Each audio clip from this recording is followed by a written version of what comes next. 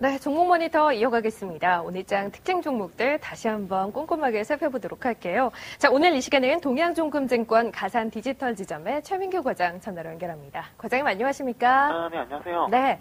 자, 오늘 시장에서 계속해서 이슈가 되고 있는 종목이 있죠. 삼성카드 그리고 KCC입니다. 삼성 에버랜드 지분을 KCC에 매각한 이후에 양사에 대한 평가 그리고 주가 흐름 확연하게 갈리고 있는데요. 다시 한번 정리를 좀 해볼까요?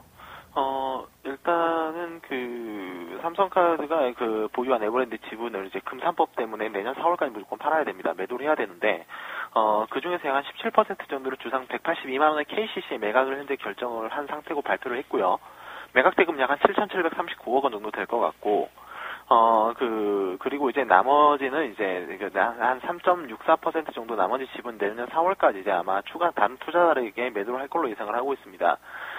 현재 삼성카드 측에서는 이제 7,739억 매각 대금 전액을 현재 재무제표를 개선 효과에 사용을 할 때에는, 그렇게 크게 이제 차입금을 전부 다 갚는다고 해도 그 재무제표가 소폭으로 좀 개선이 될 걸로 예상을 하고 있고, 시장에서는 때문에 이제 좀 실망 매물이 출현을 하고 있는데, 실질적으로 이제 에버랜드의 장부가액이 주당 한 214만원 정도가 됩니다. 근데 이제 현재 15% 정도 할인을 해가지고 182만원에 이렇게 매도를 한 거에, 삼성카드 측에서는 에버랜드가 보유한 삼성생명 지분이 주가가 좀 하락을 하고, 그렇기 때문에 이제 적정 가격에 팔았다라고 이렇게 말을 하고 있는데, 그렇기 때문에 이제 이미 보유하고 있는 나머지 에버랜드 주식의 순자산 가치 하락도 피할 수가 없기 때문에, 삼성카드 자체에 대한 BPS 하락은 좀 피할 수가 없을 것처럼 보입니다.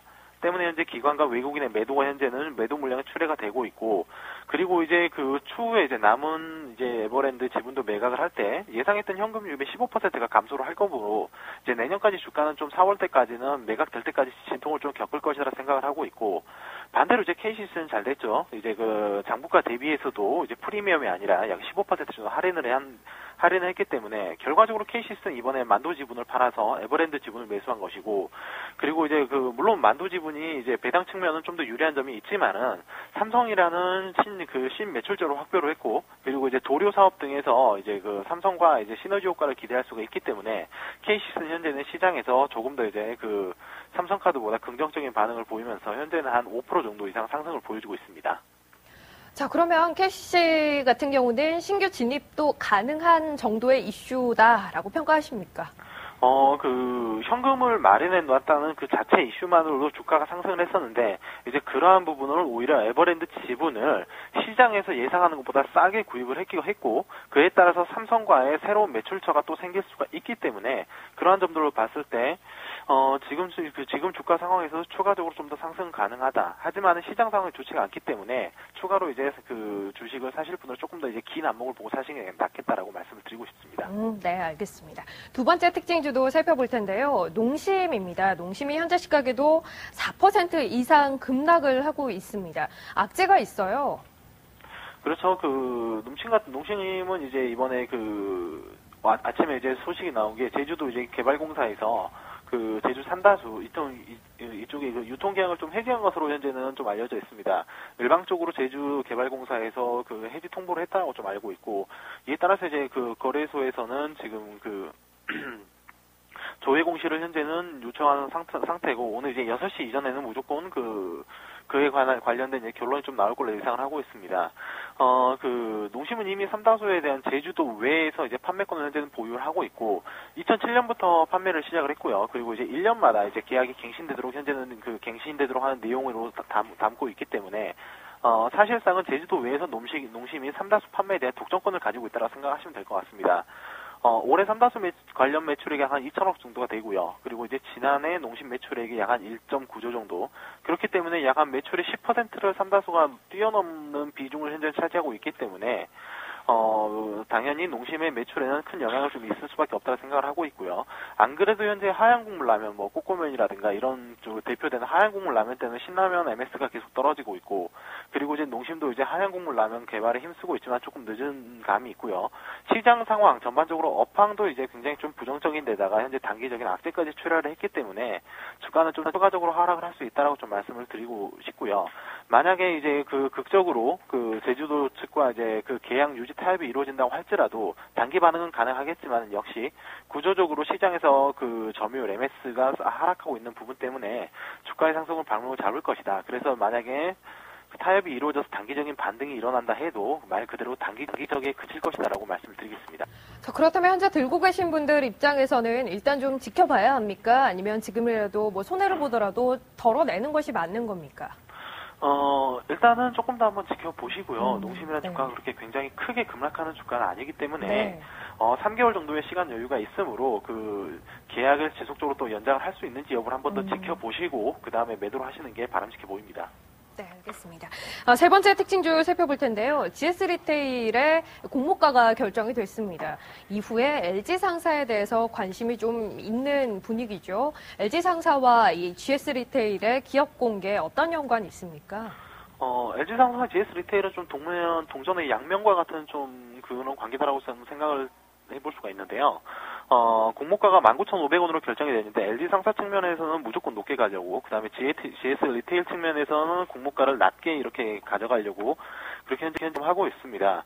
이유가 이제 그 상장을 하는데 신규를 발행을 한 신규 상장이 아니라 이제 LG 상사에서 보유한 지분을 구주 매출을 하는 형태이기 때문에 구주 매출을 해서 IPO가 된다 할지라도 GS 리테일에 들어오는 현금 흐름 하나도 없습니다. 그렇기 때문에 GS 리테일은 공모가를 낮게 가져가서 주가를 부양하는 측면이 훨씬 더 괜찮고요. LG 상사는 이제 모든 그 현금 흐름이 LG 상사 쪽으로 구주 매출을 통한 LG 상사 쪽으로 이루어지기 때문에 최대한으로 공모가를 높게 가져가면은 이제 좋은 부분 그러한 부분들이 있습니다. 그래서 이제 그 공모가가 좀 진통을 겪다가 19,500원에 현재는 결정이 됐고, 그에 따라서 이제 LG 상사로 이제 그 유입될 현금으로 현금으로 한번 살펴보면은 대략적으로 3,000억 원 정도, 세금을 제외하더라도 약 한 2,300억 정도, 충분히 이제 그 유입이 될 수 있을 것 같고, 더군다나 이제 LG 상사에서 가지고 있는 32% 정도의 지분 중에서 12%를 남기고, 이 12%의 지분은 3개월 후부터 이제 또 매각이 가능하기 때문에, 이러한 자금들은 LG 상사 쪽에 충분히 재무 구조 개선이 가능하다라고 좀 말씀을 드리고 싶고요. 그렇기 때문에 이제 또 남은 지분이 또 매각 예상으로 있는 현금 유입 역시 또 가능한 상황이므로, 이번에 GS 리테일 상장은 공모가가 중단 약 한 19,500원 정도로 결정됐다 할지라도 LG 상사의 재무제표 그 개선의 효과가 있기 때문에 LG 상사의 주가는 추후에 좀 완만한 상승이 예상이 되고 있습니다.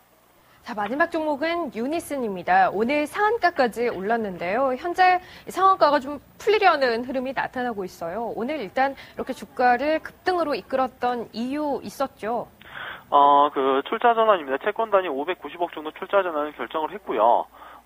그 채권을 이제 그 쉽게 말씀드리면 주식으로 바꿔주기 때문에 그러한 부분들이 있어서 이제 도시바가 그 출자 전환 주식 중 일부를 인수할 것이다. 그래서 유니슨의 최대 주주로 부상을 할 것이다. 그래서 이제 그 추후에 유니슨은 안정적인 도시바라는 경영권을 확보를 할 수 있다라 그러한 예상이 있으므로 이제 유니슨이 오늘 좀 상한가에 갔었고 현재는 약 한 11% 정도 상승을 보여주고 있고요. 하지만 이미 도시바는 이미 지난 5월 달에 그 유니슨의 이제 전환사채 시비를 약 한 400억 정도 인수를 했습니다. 내년 5월부터는 주식 전환이 가능을 해지므로 현대 최대 주주인 이정수 회장이 약 한 지분율이 12% 정도, 도시바가 만약에 그 시비 전환을 한다라고 하면은 그냥 2배 수준 23% 정도 확보가 가능해지고, 추가적으로 이번에 그 현물 출자 주식의 일부를 또 인수를 한다면 지분율이 높아질 거기 때문에 경영권은 안정적으로 확보가 가능해집니다.